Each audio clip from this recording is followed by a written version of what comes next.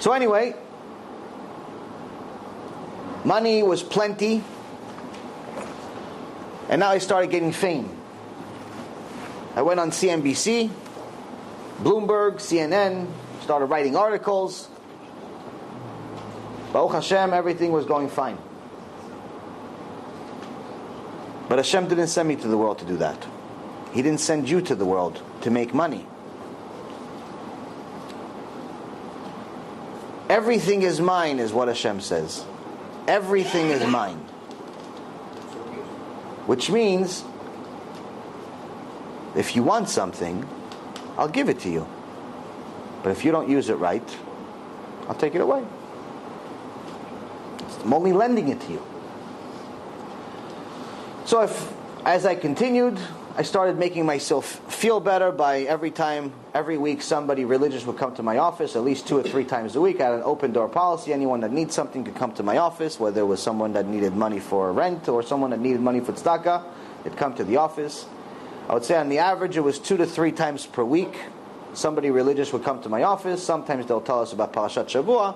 Sometimes they'll convince someone to do tefillin. Sometimes they'll just come to collect money. But nonetheless, they came. Now if we do the math, I had the office for about 15 years. But if we just use 10 years, and instead of using 2 or 3 times a week, we say once a week.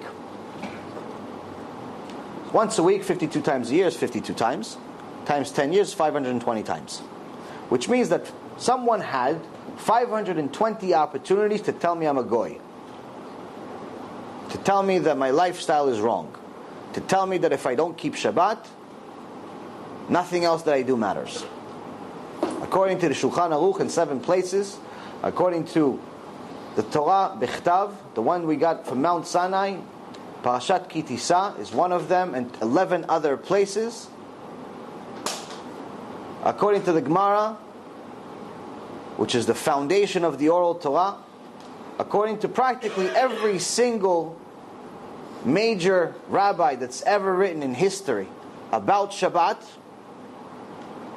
even including the ones in this generation, and according to even a simple book that I recently read by a rabbi, a very tzaddik rabbi from Jerusalem named Rav Zavichi,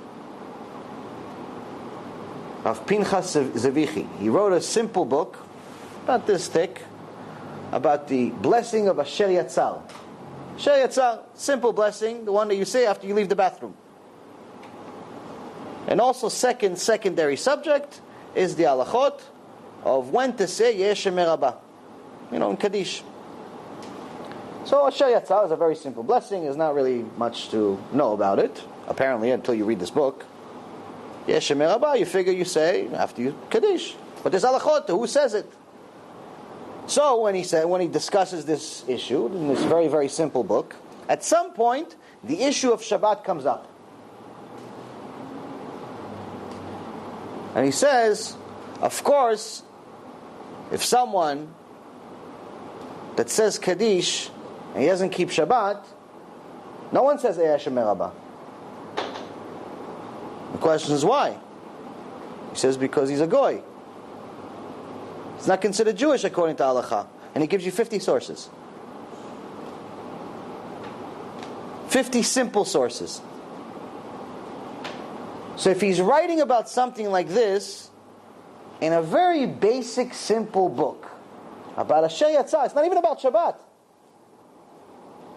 We find out and we realize that the Halacha of who's considered a Jew and who's not is common language for anybody that's learning Torah.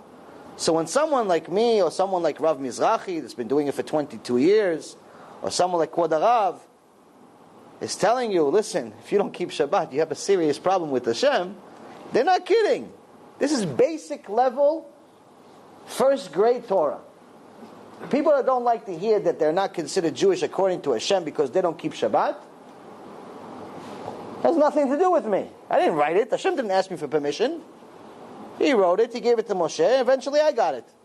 I'm just telling you what he says. I'm a parrot. It has nothing to do with me. But if someone is going to write it in a book that's called Asher Yatzal, we know that this is common language for the religious people, the ones that learn Torah.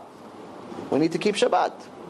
You've just experienced another Torah class brought to you by TorahAnytime.com.